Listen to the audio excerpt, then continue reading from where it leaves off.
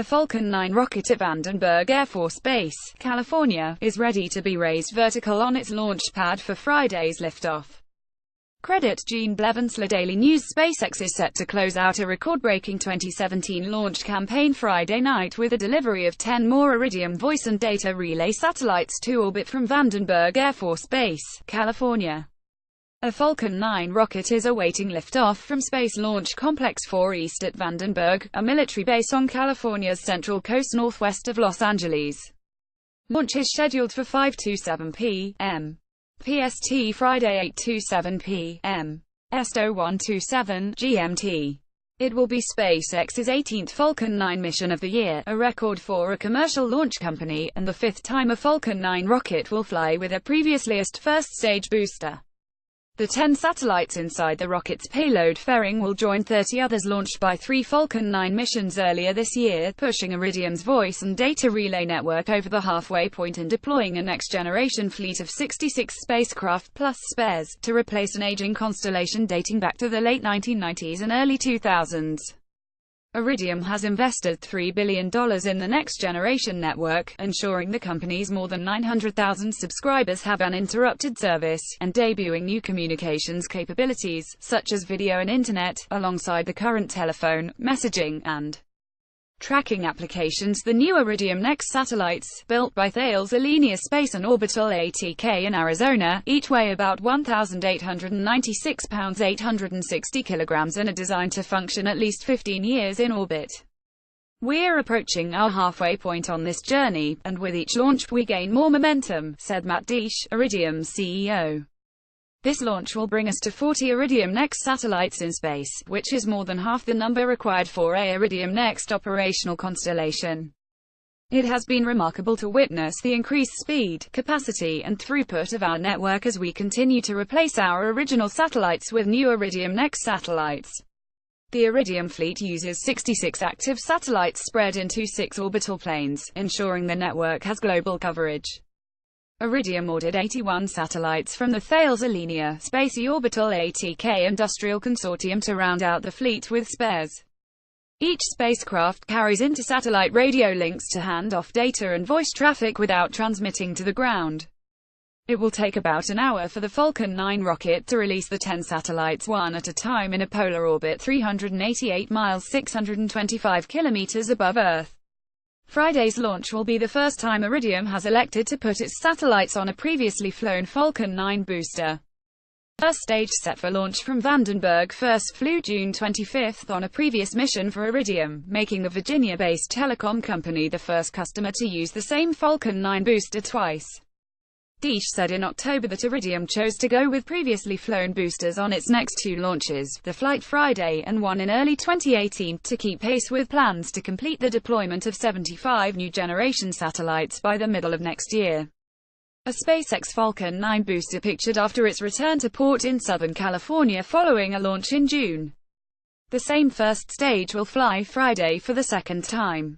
Credit SpaceX. Iridium has purchased 8 Falcon 9 rocket flights from SpaceX, and 4 more will remain after Friday's mission. "Our technical teams really dug into it. It was clear that SpaceX has been designing for reusability all along," Desch said in an interview in October. "They have a lot of engineering data and work, that by the time we got through all that due diligence, we felt that the risks were no higher, and maybe lower, in using a flight-proven booster." All 4 previous reflights of Falcon 9 boosters have been successful, boosting payloads into space for SES, Bulgariasat and NASA. The 229-foot-tall 70-meter Falcon 9 will head south after liftoff from Vandenberg, riding 1.7 million pounds of thrust into the sky shortly after sunset at the California launch base.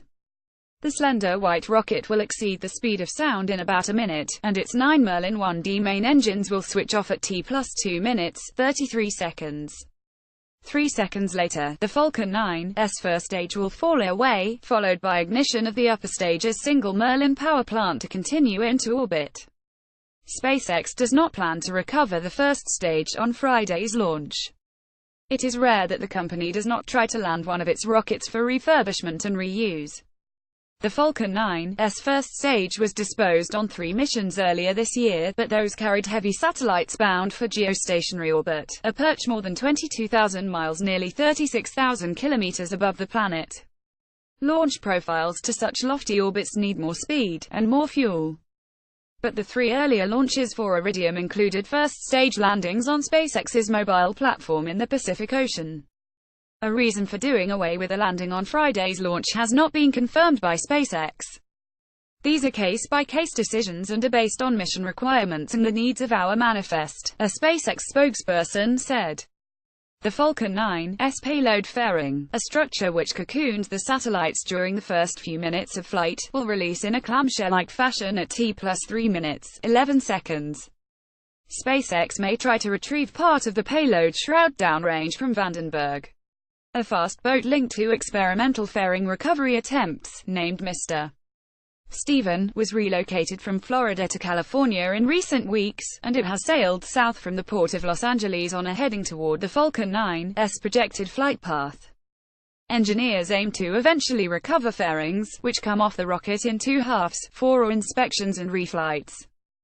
SpaceX founder Elon Musk said earlier this year the fairing costs around $5 million to produce for each launch, and reusing the parts would help the company achieve its objective of reducing the cost of spaceflight. The 10 Iridium NEXT satellites were encapsulated inside the Falcon 9's payload fairing earlier this month. Credit Iridium 2 burns by the Falcon 9's upper stage are required to place the Iridium satellites into the planned 388 mili high orbit. The first firing will end at T+9 minutes, and the rocket will coast over the Pacific Ocean, then Antarctica, before reigniting the Merlin engine for a brief 11-second burn at approximately T+52 minutes. The spacecraft will deploy 1B1 from a specially designed dispenser on the second stage. The separation sequence should be complete by 6:39 p.m. PST 9:39 p.m. S0239 GMT to wrap up the Falcon 9's primary mission. A deorbit maneuver by the second stage is expected later Friday night to send the rocket on a destructive re-entry back into Earth's atmosphere. Friday's launch will target Plane 2 of the Iridium fleet, and the liftoff will be timed for an instantaneous opportunity to place the satellites in the right location in the company's network. Iridium says 9 of the 10 satellites launching Friday will go into service in Plane 2 after completing an orbit testing early next year. Another will drift to Plane 1 to serve as a spare. Email the author. Follow Stephen Clark on Twitter at StephenClark1.